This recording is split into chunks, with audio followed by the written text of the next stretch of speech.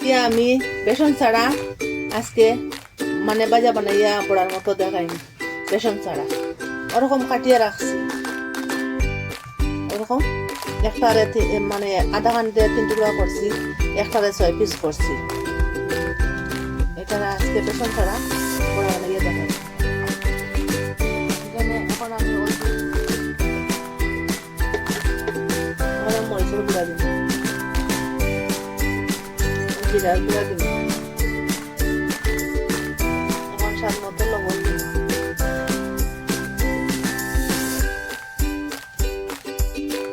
এখন আমি তেল দিব,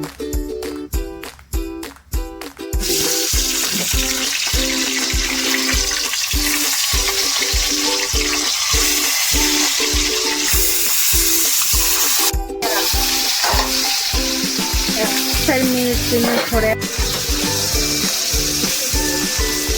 মানে সিদ্ধ হওয়ার বাবু হয়েছে, কিছুটা সিদ্ধ হয়েছে।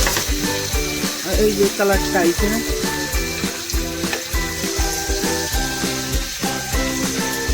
কিছুটা সিদ্ধ হয়ে গেছে। আরো কিছু সময় রাখে দিলে আমার মরিচটা ভাজা হয়ে যাবে, বড় মরিচটা। এরকমও খাইতে স্বাদ আছে।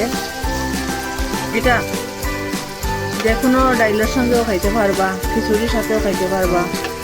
হয়ে গেছে, এখন আমি এটা লাগাই দিই। ওরকম এখন বানাইয়া খাইবা কিরকম লাগে, আনা বেসনে দেখবা। আর একটা সুন্দর কালার আইছে, সিদ্ধ হয়ে গেছে মোটামুটি, পুরা হয়ে গেছে।